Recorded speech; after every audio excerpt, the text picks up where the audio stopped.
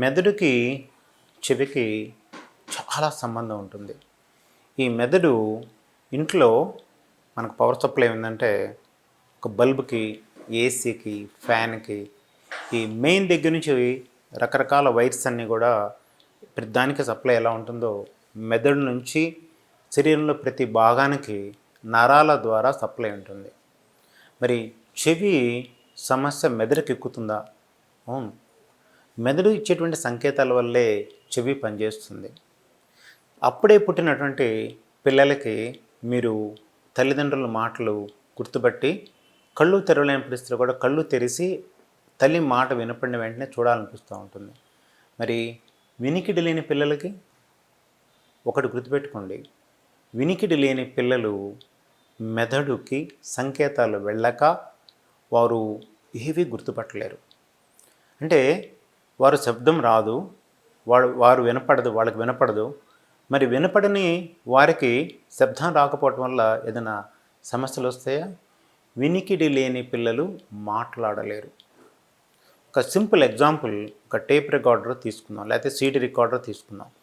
CD recorder చాలా మంచిది, అప్పుడే కొనుక్కున్నారు మీరు, మంచి కంపెనీ, ప్రపంచంలో అద్భుతమైన కంపెనీ నుంచి సీడీ రికార్డర్ కొనుక్కున్నారు. దాంట్లో ఒక సీడీ పెట్టారు, దానికి కావాల్సిన మెటీరియల్ ఏదో లోడ్ చేస్తారు. మీరు లోడ్ చేస్తే ఆ సీడీ ప్లే చేస్తే మీరు ఏదైతే లోడ్ చేసుకున్నారో అది మీరు బయటకు వస్తుంది. ఈ మెదడు కూడా అటువంటిదే. మెదడు చక్కగా ఉంది, చెవి లేదు. అంటే ఆ వైరు కనెక్ట్ చేసేటువంటి వైరు సీడీకి కనెక్ట్ చేసి మీరు ఎక్కించాలనుకున్న నేను కూడా ఎక్కించే వైరు చెవి అనుకుందాం మనం. ఈ చెవి పనిచేయట్లేదు. మెదడు బాగుంది, తర్వాత వైరు బాగుంది, ఈ చెవి సరిగ్గా లేదు, తర్వాత అన్నీ బాగున్నాయి. పెదం బాగుంది, నాలుక బాగుంది. ప్రతి వాళ్ళ మాటలు రాకపోతే డాక్టర్ మా అబ్బాయి నాలుక చూడండి, గొంతు చూడండి, మాటలు రావట్లేదని. కానీ చెవిలో వినికిడి లేదని సంగతి వాళ్ళకి తెలియదు. అది టెస్ట్ చేస్తే కానీ చెవిలో వినికిడి లేని సంగతి తెలుస్తుంది. ఒకటి గుర్తుపెట్టుకోండి, హృదయం బాగుందా, రంగు బాగుందా, అబ్బాయా అమ్మాయా, ఇవి చూసుకోవడం కాదు ముఖ్యమైనది. శరీరంలో వినికిడి ఉందా లేదా, కళ్ళతో పాటు వినికిడి ఉందా లేదా కూడా పరీక్ష చేయించుకోవచ్చు. ఎందుకంటే ఈ వినికిడి సమస్యని 2 సంవత్సరాల లోపల కనుక్కోగలిగితే మెదడులో ఒక కేంద్రం ఉంటుంది. వినికిడికి, చూపుకి ఎలా కేంద్రం ఉంటుందో వినికిడి కూడా ఒక కేంద్రం ఉంటుంది. ఆ కేంద్రం వినికిడి ఉంటేనే ఆ కేంద్రం ఉత్తేజమై దానిలో వినికిడిని గ్రహించబడుతుంది అన్నమాట. గ్రహించి నేను ఇలా మాట్లాడుతున్నానంటే ఈ మాట మీద కంట్రోల్ అంతా మెదడులో ఉంటుంది. ఈ మధ్యలో ఎవరు దళారి అంటే ఇది చెవి. చెవి నేను ఎలా మాట్లాడుతుంది, చక్కగా మాట్లాడుతున్నాను లేదని చెవి మెదడుకి సంకేతాలు చేరవేస్తేనే ఈ కంట్రోల్ అంతా కూడా ఈ పెదాల మీదకి, నాలుక మీదకి, శబ్దం మీదకి కంట్రోల్ వస్తుంది. ఎవరైతే వినికిడి లేదో వారికి మాటలు రావు. సరే, వినికిడికి, మెదడుకి, చెవికి అనుసంధానం అయి ఉంటాయి. వాటికి చాలా అద్భుతమైన సత్సంబంధాలు ఉన్నాయి, మీరు తెలుసుకున్నాను డాక్టర్ గారు. మరి ఎప్పుడు చూసినా చెవిలో ఇయర్ ఫోన్స్ పెట్టుకొని మ్యూజిక్ వింటూ ఉంటారు.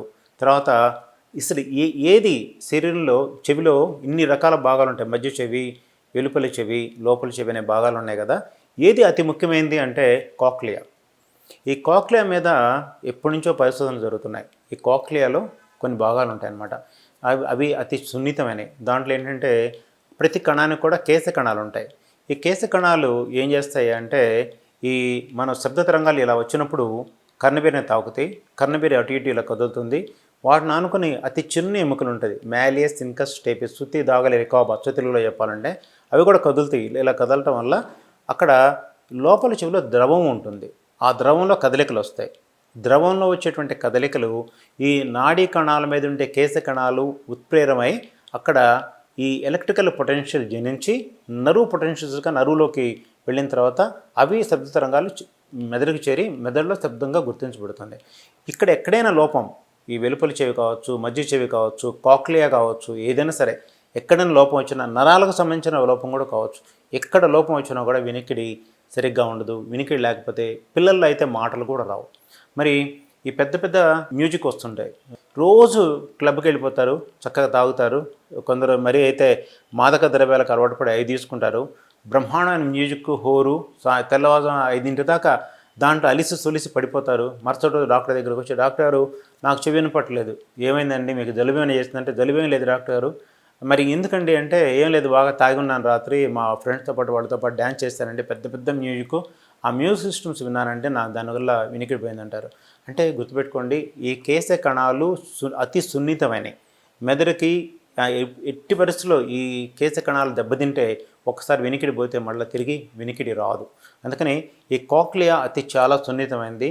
దాని మీద ఎటువంటి పరిస్థితుల్లో కూడా బాంబ్ బ్లాస్ట్ కూడా కావచ్చు. తర్వాత పోలీస్ పీపుల్ ఉంటారు, ఎవరైతే గన్ ఫైర్ చేస్తుంటారో, బాంబ్ బ్లాస్ట్లు ఉంటాయో, ఇవన్నీ కూడా వినికిడి మీద ప్రభావం చూపిస్తాయి, కాక్లియా మీద ప్రభావం చూపిస్తాయి, వినికిడి శక్తిని కోల్పోతారు. తర్వాత ఇప్పుడు కూడా మ్యూజిక్ అంటే పాటలు పాడేవాళ్ళు ఉంటారు, వాళ్ళ పాట ఒకటే పాడటం కాదు కదా, పక్కన మ్యూజిక్ కొడుతూ ఉంటారు. ఆ మ్యూజిక్ కొట్టేవాళ్ళు కూడా ఈ వినికిడి సమస్యలు వస్తుంటాయి. ఈ పాటలు పాడేవాళ్ళు కూడా మ్యూజిక్ సమస్యలు వస్తుంటాయి. చాలామంది మా దగ్గరికి ఈ పాటలు సింగర్స్ వస్తుంటారు.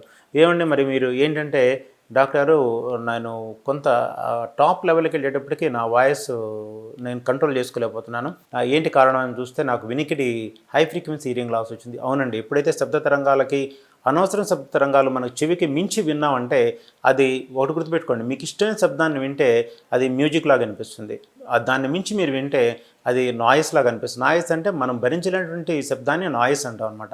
నాయిస్ చెవిని తప్పకుండా పాడు చేస్తుంది, ఈ కాక్లియాని లోపల చెవిని తప్పకుండా పాడు చేస్తుంది అనమాట. అందుకని ఈ లోపల చెవికి కాక్లియాకి మెదడుకి అంత అవినాభావ సంబంధం ఉంటుంది. లోపల చెవిని చాలా జాగ్రత్తగా కాపాడుకోండి.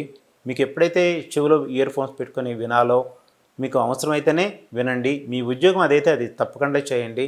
పెద్ద పెద్ద డీజే సౌండ్స్, తర్వాత సరే మీరు ఫ్లైట్లో ట్రావెల్ చేస్తున్నారు, ఫ్లైట్లో ట్రావెల్ చేస్తున్న ఒక ఊరు నుంచి ఇంకో ఊరు వెళ్తామని చెప్పి అనుకుంటారు, ఫ్లైట్లో వచ్చేటువంటి సౌండ్ వల్ల కూడా చెవి దెబ్బతింటుంది.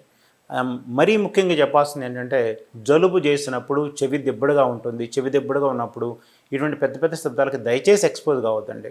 సడన్గా వినికిడి పోయి మా దగ్గరికి వచ్చి మళ్ళీ వినికిడి ప్రసాదించేటువంటి కేసులు చాలా ఉన్నాయన్నమాట మేము. అందుకని సమస్య ఏదైనా సరే, అది చెవి దిబ్బడు కావచ్చు, మీకు వినికిడి పోయినా కూడా చెవి దిబ్బలాగానే అనిపిస్తుంది, వెంటనే డాక్టర్ని సంప్రదిస్తే చెవి పూర్తిగా వినికిడిపోయిన వాళ్ళకి వినికిడి వెంటనే ప్రసాదించడం జరుగుతుంది. అందుకని లోపల చెవిని కాక్లియాని జాగ్రత్త కాపాడుకోండి. ఎప్పుడైతే ఇంకోటి గుర్తుపెట్టుకోండి, మా అమ్మకి వయసు 80 ఏళ్ళు డాక్టర్ గారు, ఈ మధ్య పలకటం మానేసింది. మరి వినపడుతుందా అంటే అసలు వినపడదు డాక్టర్ గారు, మేము అందరూ ఎవరు పిలిచినా వినపడదు. వినికిడి లేనప్పుడు తల్లి ఏమవుతుందంటే మెదడు పనిచేయటం మానేస్తుంది. వారు ఎవరైతే వినికిడి బాగుంటుందో వారు చక్కగా మాట్లాడగలుగుతారు, మెదడు ఉత్తేజంతో ఉంటుంది. ఏమండి, తప్పకుండా మీరు అర్జెంటుగా హీరింగ్ ఎయిడ్స్ పెట్టించండి. హీరింగ్ ఎయిడ్స్ పెట్టిస్తే ఆవిడకి మనకి అవసరమైన మాటలే వినాల్సిన అవసరం లేదు, అనవసరమైన మాటలు కూడా శబ్దాలు ధ్వనులన్నీ కూడా వినిపిస్తూ ఉంటాయి. ఇవి కూడా మెదడుని ఉత్తేజపరుస్తూ ఉంటుంది అనమాట. అదే ఈ మెదడుకి సంకేతాలు అందకపోతే మెదడులో ఉండేటువంటి వినికిడి కేంద్రం చచ్చుబడిపోవటం, మానసికంగా వాళ్ళు కుంగిపోవటం, వాళ్ళకి మతిమరుపు సంభవించడం కూడా జరుగుతుంది. చెవికి మెదడుకి అంత అవినాభావ సంబంధం ఉంది. మానసికంగా కుంగిపోకుండా చిన్నపిల్లల్ని మాటలు వచ్చేట్టుగా కాక్లియర్ ఇంప్లాంట్ ద్వారా, పెద్దలకి హీరింగ్ ఎయిడ్స్ పెట్టడం ద్వారా వాళ్ళ మాటలు వినగలిగేట్టుగా చేస్తే వాళ్ళు బ్రతికినంతకాలం ఆనందంగా, ఉల్లాసంగా, ఉత్సాహంగా మీతో గడుపుతారు.